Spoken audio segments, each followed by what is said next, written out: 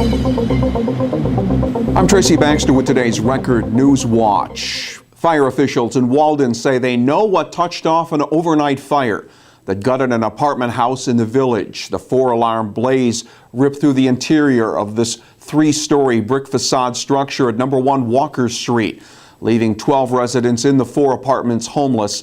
Everyone got out okay, and there were no reports of injuries. Walden Fire Chief Jody Doherty said it didn't take them long to determine how it got started. The cause has been determined. It was a small child knocked over a candle that set something on fire, and the tenants actually tried to put the fire out before calling us, which made more of a fire spread. The fire began at around 11 p.m. and brought about 70 members of 8 area fire departments to the scene.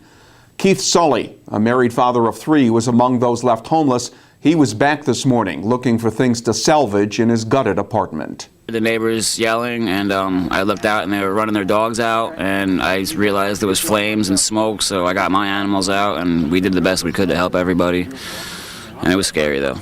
Keith and his family will be staying with relatives, and while the apartments are considered a total loss, a determination on the structural status of the building had yet to be made. Students at George Baker High School in the Tuxedo Union Free School District were dismissed early at around 10:15 this morning after a ceiling in a high school classroom collapsed. According to Tuxedo District officials, no one was injured in the collapse, and all staff and students were evacuated to the gym prior to the early dismissal. At approximately 8:30 this morning, we had a ceiling collapse in room 220 of the high school. The teacher that was in the room at the time noticed that the ceiling was buckling and took quick action to get his students out of the building and notify building administration.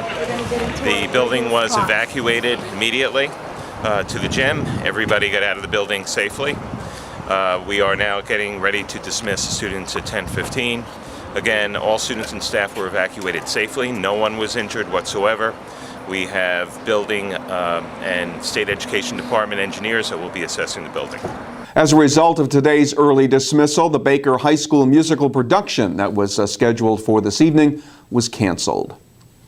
In Sullivan County, members of various police agencies discovered large quantities of crack cocaine, heroin, and oxycodone during their search of a Forestburg Road residence in Glen Spey on Wednesday. 8 suspects were arrested during the raid, including 3 on felony counts. 35-year-old Jamal Cologne and 43-year-old Vesna Cologne, both of Glen Spey, along with 50-year-old Michelle McNeil of Monticello.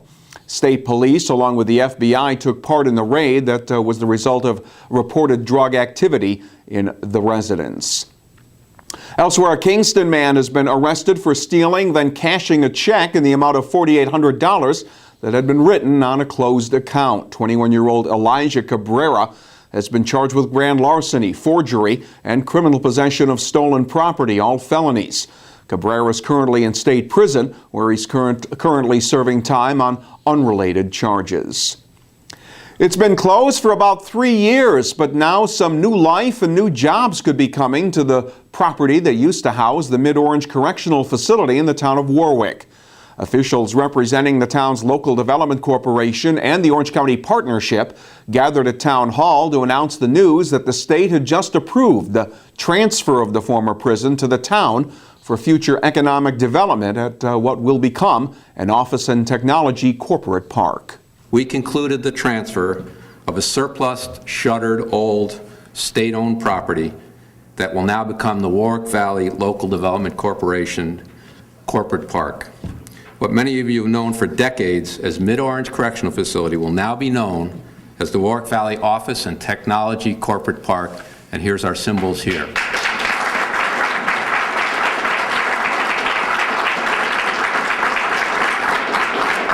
Today at about noon, the process concluded. I was informed by the chairman of our LDC, and he was delivered fairly unceremoniously the keys to the prison. Here you go. The Local Development Corporation now owns a 150-acre tract that includes the existing prison buildings. The bulk of the property will remain undeveloped for environmental preservation and recreation. Orange County Partnership head Maureen Hallahan says her agency will now market the property to bring economic growth and additional employment to the Warwick area. And in the town of Newburgh, a Beacon man required hospital treatment after swallowing a baggie containing what police believe to be the drug PCP. 29-year-old Samuel Parker was a passenger in a car that had been pulled over for a traffic violation along Route 9W. Police say he struggled with officers, and they recovered more baggies of drugs that contained both PCP and crack cocaine.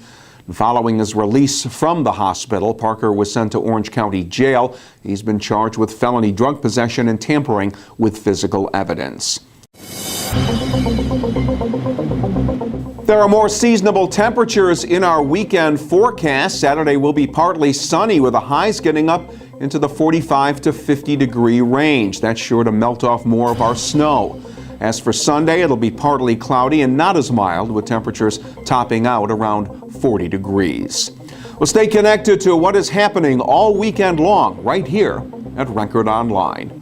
For Record Newswatch, I'm Tracy Baxter.